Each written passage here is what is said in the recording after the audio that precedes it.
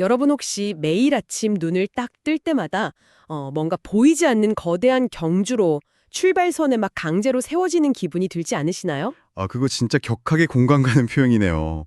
눈 뜨자마자 일단 피곤하죠, 사실. 그저 눈 뜨면 바로 스마트폰부터 켜잖아요, 우리가.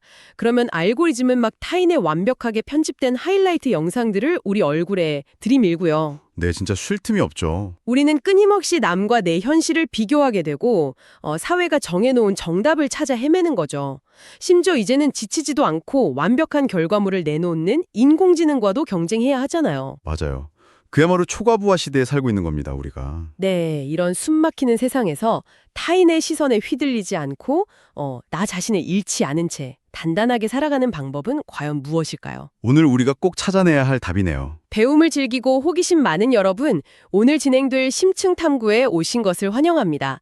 오늘은 팍팍한 현실과 AI의 위협 속에서도 우리를 지켜줄 강력한 심리적 무기, 그리고 이 무기를 현실에서 너무나도 유쾌하게 휘두르고 있는 한 사람의 이야기까지 깊숙하게 들어가 보겠습니다. 네, 한국인의 체면에 대한 사회심리학 논문부터 감성지능 칼럼, 그리고 장항준 감독의 사례까지 흥미로운 자료들이 아주 많습니다. 자, 그럼 이 내용을 하나씩 풀어볼까요? 좋아요. 우리가 방금 인공지능과의 경쟁이라는 아주 현실적인 두려움으로 시작을 했잖아요. 그쵸. 요즘 어딜 가나 AI 얘기니까요. 기계가 인간의 논리적이나 정보 처리 능력을 압도하는 이 시점에서 전문가들이 입을 모아 이야기하는 인간의 마지막 보루가 있습니다. 바로 감성지능입니다. 감성지능이요. 단순히 지능지수를 뜻하는 IQ 말고 감정을 다루는 능력을 말씀하시는 거죠? 네, 맞습니다. 골먼이라는 학자가 제시한 5가지 요소가 있는데요. 내 정서를 인식하고 조절하고 스스로 동기를 부여하고 또 타인에게 공감하고 관계를 관리하는 능력입니다. 사실 근데 AI가 쓴 시나리오나 막 AI가 그린 그림을 보면 기대도 어느 정도 그 감성을 흉내내는 단계까지 온 것 같아서 좀 섬뜩할 때가 있거든요. 이게 왜 인간만의 무기라는 건가요? 여기서 정말 흥미로운 점은 기계가 보여주는 감성은 철저히 계산된 결과값일 뿐이라는 겁니다. 실제 경험이 아니잖아요. 아, 흉내는 내지만 진짜 느끼는 건 아니다. 정확합니다. 감성지능의 핵심은 내 안에서 일어나는 미묘한 감정의 파동을 스스로 인식하고 무엇보다 타인의 취약함에 공감해서 깊은 유대감을 형성하는 거거든요. 타인의 취약함에요? 네, 공감이라는 건 본질적으로 나도 너처럼 상처받을 수 있는 나약한 존재다. 이런 상호 취약성을 전제로 하거든요. 고통을 느낄 수 없는 AI는 절대 진짜 공감을 할 수 없죠. 와, 취약성을 공유해야만 진짜 공감이 일어난다는 말씀이 확 와닿네요. 기계는 다치지 않으니까요. 그렇죠. 그래서 타인의 복잡한 감정 단서를 읽어내고 연대하는 능력이야말로 다가올 시대에 우리가 생존할 수 있는 가장 강력한 무기인 겁니다. 그런데 말이죠. 우리가 이 훌륭한 생존 무기를 타고 났음에도 불구하고 이걸 온전히 발휘하지 못하게 스스로를 옭아매는 아주 강력한 문화적 덫이 하나 있더라고요. 자료를 보니까. 네, 맞습니다. 바로 우리가 숨쉬듯 의식하는 체면입니다. 한국 사회에서 특히 강력하죠. 아, 체면. 진짜 피곤하죠. 근데 보통 체면이라고 하면 서양의 예의 바름이나 일본의 거칠애 이런 거랑 비슷한 거 아닌가요? 우리가 모은 사회심리학 연구들을 분석해보면 그 덫의 정체가 아주 명확히 드러나는데요. 작동 방식이 완전히 다릅니다. 어떻게 다르죠? 타인의 영역을 침범하지 않기 위한 배려의 방점이 찍혀 있다면요. 우리의 체면은 철저하게 나의 사회적 지위와 권위, 그리고 타인이 나를 어떻게 평가하는가, 여기에 묵혀 있습니다. 잠깐만요. 체면을 차린다는 게 결국 윗사람에게 깍듯하게 대하고 주변 사람들과 둥글둥글하게 잘 지내기 위한 약간 사회적 윤활유 같은 거 아닌가요? 이게 왜 감성지능을 억누르는 덫이 되는 건지 바로 연결이 안 되는데요. 겉보기엔 윤활유 같지만 내면의 메커니즘을 들여다보면 정반대입니다. 한국형 체면은 나의 신분을 증명하려는 강박과 맞닿아 있어요. 아, 신분 증명이요? 네, 예를 들어서 막 무리해서라도 고급 수입차를 꼭 타야 하고 직함에 엄청 집착하는 현상들이 있죠. 이게 다 체면 심리에서 나옵니다. 아, 그러니까 체면이 깎이는 것. 즉, 남들에게 내 약점이 드러나거나 무시당하는 걸 극도로 두려워하게 되는 거군요. 바로 그겁니다. 그래서 자신의 실수를 솔직하게 인정하거나 내면의 진짜 취약한 감정을 드러내기보다는 핑계를 대고 막 권위로 찍어 누르려는 방어 기제가 작동해요. 아, 타인의 시선에 에너지를 다 쏟느라 정작 내 진짜 감정을 살피고 타인과 진솔하게 교감하는 그 감성지능 스위치는 툭 꺼버리는 거네요. 네, 감성 지능이 낄 틈이 없는 거죠. 어떤 느낌인지 알 것 같아요. 비유하자면 아주 자유롭고 유연하게 서로 교감하면서 현대무용을 쳐야 하는 댄스 파티에 초대받았는데 남들 눈에 뭔가 권위 있고 훌륭해 보이고 싶어서 무겁고 뻣뻣한 중세시대의 철갑옷을 껴입고 무도회장에 들어선 거네요. 와, 그 비유 진짜 찰떡이네요. 철갑옷. 그쵸. 겉으로는 번지르르하고 단단해 보일지 몰라도 결국 그 무거운 철갑옷 안에서 내 진짜 감정은 질식해버리고 다른 사람과 손을 맞잡고 체온을 나누는 것도 불가능해지는 거군요. 맞습니다. 그 철갑옷의 무게가 바로 체면의 무게입니다. 그런데 그 갑옷을 껴입은 상태에서 심리학적으로 아주 위험한 부작용이 하나 발생합니다. 부작용이요? 숨 막히는 거 말고 또 있나요? 무거운 갑옷에 짓눌린 내 진짜 모습을 부정하고 남들에게 보여주기 위한 화려한 가짜자, 즉 이상적인 페르소나를 막 만들어내게 된다는 겁니다. 가짜자아를요? 네, 심리학에서는 이 상태가 극단화된 것을 바로 나르시시즘이라고 부릅니다. 나르시시즘이요. 보통 저 사람은 자기애가 너무 강해. 완전 나르시시스트야. 뭐 이렇게들 표현하잖아요. 네, 그렇게 많이들 쓰죠. 근데 우리가 방금 전까지 막 체면에 짓눌려서 진짜 자아를 잃어버렸다고 했는데 이게 자기애가 넘치는 나르시시즘으로 연결된다는 게 약간 좀 모순적으로 들리거든요? 그게 바로 우리가 나르시시즘에 대해 갖고 있는 가장 큰 오해 중 하나입니다. 프랑스 철학자 장자크 루소의 통찰을 빌려오면 이해가 쉬운데요. 루소요? 네, 들어보죠. 루소는 인간의 자기 사랑을 두 가지로 나눴어요. 하나는 타인과의 비교 우위에서만 쾌감을 느끼는 자기 편애. 이게 바로 나르시시즘입니다. 남보다 잘나야만 나를 사랑하는 거네요. 맞아요. 그리고 다른 하나는 타인의 시선과 무관하게 있는 그대로의 나를 존중하는 자기사랑, 즉 건강한 자기애죠. 완전 다르네요, 두 개가. 네, 나르시시스트들은 언뜻 보면 겉보기엔 자존감이 하늘을 찌르는 것 같지만 그 내면의 본질은 지독한 열등감과 수치심입니다. 아하, 자신의 추라한 진짜 모습을 들킬까봐 너무 두려운 나머지 그 체면의 갑옷 위에 막 화려한 도금까지 막 겹겹이 입혀놓은 상태군요. 네, 진짜 화려하게 포장하는 거죠. 그래서 나르시시스트들은 타인의 찬사에 병적으로 매달립니다. 외부의 칭찬이라는 그 연료가 끊기면 도금된 가짜 자아가 부서져 내리니까요. 그 안에 숨겨진 열등한 자신과 직면해야 하니까 무섭겠네요. 반면에 건강한 자기애를 가진 사람은 어떨까요? 이들은 자신이 완벽하지 않다는 것, 흠집도 많고 실수도 잦다는 걸 그냥 있는 그대로 수용합니다. 내 약점을 들키는 게 두렵지 않으니까 굳이 그 무거운 철갑옷을 입을 필요도 없는 거네요. 그렇죠. 타인의 비판도 그래 나 그런 면이 있지 하면서 겸허히 받아들일 수 있는 아주 단단한 유연성이 생기죠. 여러분은 어떠신가요? 혹시 남들이 바라보는 화려한 내 모습, 완벽하게 편집된 하이라이트를 유지하기 위해서 실수투성이고 좀 불안한 진짜 내 모습, 즉 비하인드를 억누르고 미워하고 있지는 않으신가요? 한 번쯤 꼭 돌아봐야 할 질문입니다. 그런데 여기서 청취자분들 대신해서 제가 조금 현실적인 반론을 하나 제기하고 싶습니다. 네, 어떤 반론이죠? 내 단점을 쿨하게 수용해라. 좋습니다. 그런데 제 직장 상사는 당장 100점짜리 완벽한 보고서를 요구하고 저는 대출금도 갚아야 하거든요.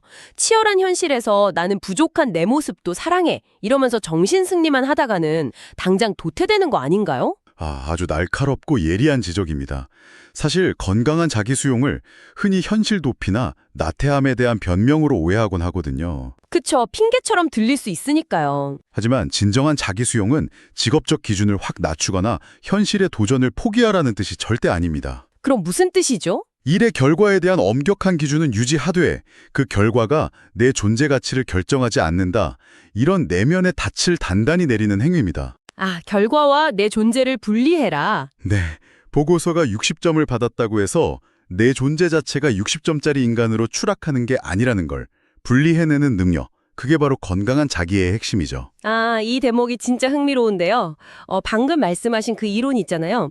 일의 본질에는 막 미친 듯이 집착하면서도 성패에 내 존재 가치가 흔들리지 않게 지켜내는 그 건강한 자기애, 이걸 현실에서 마치 마스터 클래스처럼 완벽하게 보여주는 분이 있습니다. 자료에 보니까요. 네, 누군지 바로 알 것 같네요. 바로 영화감독 장항준 씨죠. 맞습니다. 장항준 감독의 삶의 궤적과 또 최근 인터뷰들을 쫙 분석해보면요. 각박하고 체면을 중시하는 한국 사회에서 자신을 잃지 않기 위해 철저하게 구축한 자기중심의 심리적 방어체계, 이른바 항준적 사고가 아주 선명하게 드러나더라고요. 네, 그 항준적 사고라는 말이 참 재밌는데 최근 첫 사극 영화인 왕과 사는 남자를 연출하시면서 겪은 에피소드만 봐도 그게 딱 보입니다. 네, 영화계에서 사극은 진짜 엄청난 제작비에 조금만 잘못해도 그 고증 논란이나 역사 왜곡으로 지탄을 받는 엄청난 압박감이 있는 장르잖아요. 감독들이 가장 피말려 하는 장르라고들 하죠. 그런데 장 감독님은 남들 눈치나 체면을 보는 대신 완벽하게 본질에 몰두하셨다고 해요.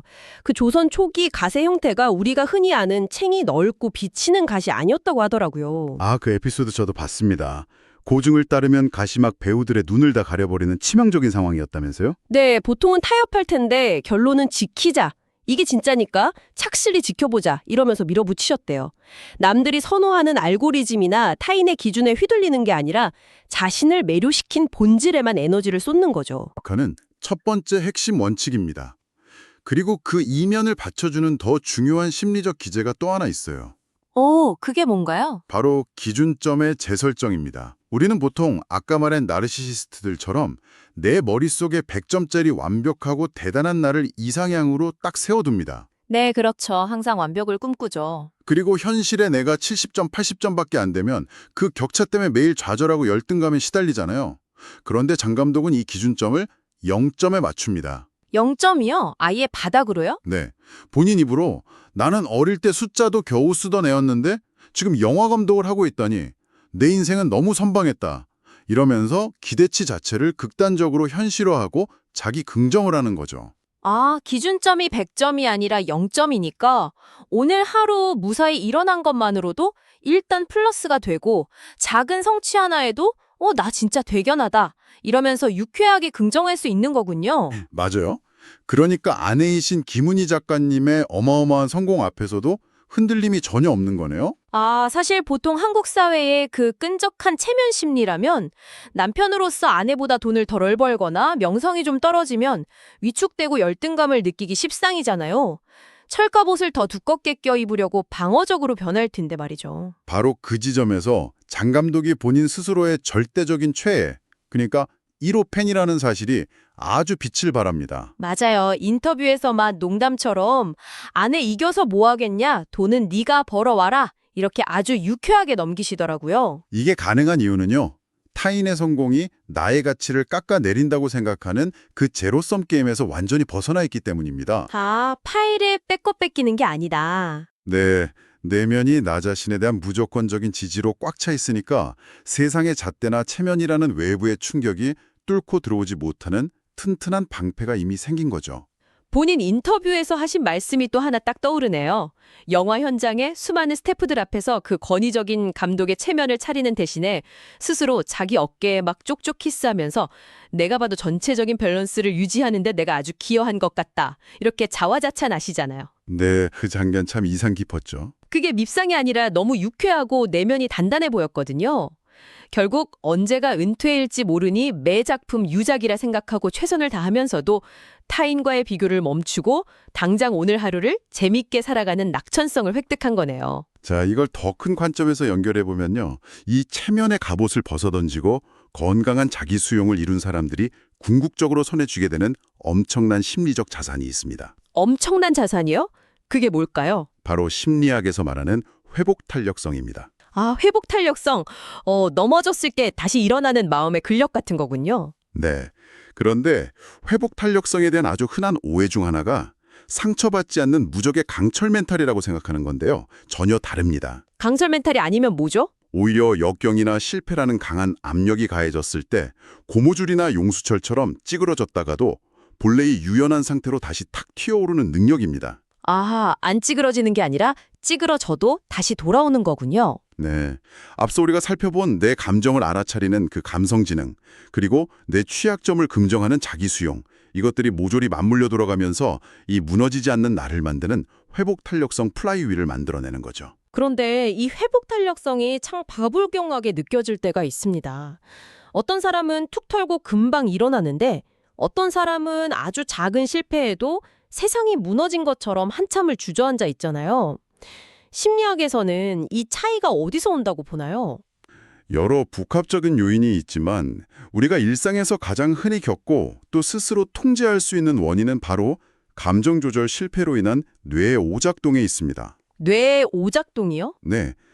극심한 스트레스나 실패를 마주하면 우리 뇌의 감정 중추인 편도체가 경고 사이렌을 왱왱 울리면서 폭주합니다. 이걸 심리학에서 편도체 납치라고 부르는데요. 편도체에 뇌가 납치를 당한다고요? 네, 이때 뇌의 이성적 판단을 담당하는 전두엽은 완전 마비가 되어버립니다.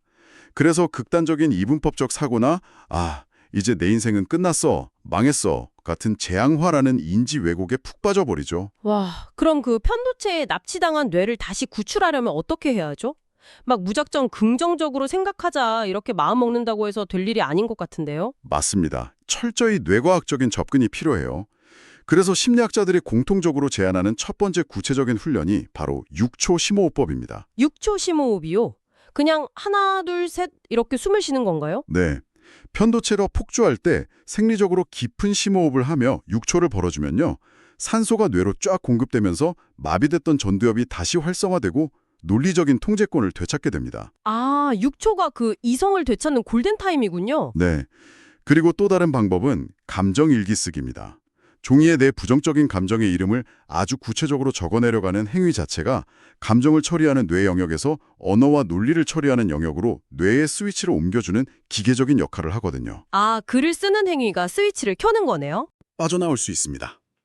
그리고 일상의 긍정성을 찾는 3가지 감사 연습이나 작고 구체적인 목표 세우기도 큰 도움이 되고요. 단순히 마음을 편하게 먹어라 이런 게 아니라 감정을 물리적으로 딱 떼어놓고 훈련하는 과정이군요. 그런데 훈련법들을 보다 보니까 문득 하와이 카우아이 섬의 장기 연구 사례가 떠오릅니다. 심리학계에서는 너무나 유명한 연구잖아요. 네, 에미 워너 박사의 연구죠. 아주 기념비적입니다. 지독하게 가난하고 불우한 환경에서 자란 아이들을 수십 년간 계속 추적 조사했는데 놀랍게도 그 지옥 같은 환경 속에서도 비행 청소년으로 빠지지 않고 엄청난 회복 탄력성을 발휘해 훌륭하게 자란 아이들이 있었잖아요. 그리고 그 아이들에게는 단 하나의 공통점이 있었다고요. 네, 맞습니다. 그 아이들을 역경에서 건져 올린 건 무슨 대단한 교육 프로그램이나 금전적 지원이 아니었습니다. 그럼 뭐였죠? 자신의 입장을 무조건적으로 이해해주고 어떤 상황에서도 나를 애정어린 눈으로 믿어준 단 한 명의 어른이 곁에 있었다는 사실이었습니다. 단 한 명의 어른. 네, 그 한 명의 존재가 내면의 단단한 심리적 닻이 되어서 세상이 아무리 흔들어도 자아 존중감이 휩쓸려가지 않게 딱 지켜준 겁니다. 어떤 상황에서도 나를 전적으로 믿어주는 단 한 명의 존재. 참 아름답고 위안이 되는 말입니다. 하지만 청취자분들 중에는 이 대목에서 좀 가슴이 먹먹해지는 분들도 분명 계실 거예요. 네, 충분히 그러실 수 있죠. 당장 내 삶이 너무 고단하고 외로운데 내 주변엔 나를 무조건 지지해주는 그런 어른이나 멘토가 단 한 명도 없으면 어떡하지? 그럼 나는 평생 회복 탄력성 없이 무너져야 하나? 하고 절망하실 수도 있거든요. 그 부분이 오늘 내용의 진정한 핵심입니다. 외부에서 그 한 사람을 찾을 수 없다면 결론은 하나뿐이죠. 결론이 뭐죠? 앞서 우리가 본 장항준 감독의 사례처럼 자기 스스로가 자신의 어깨에 키스해주며 나의 가장 강력하고 무조건적인 1호 팬이 되어주는 겁니다. 내가 나의 최애가 되는 거군요. 맞아요.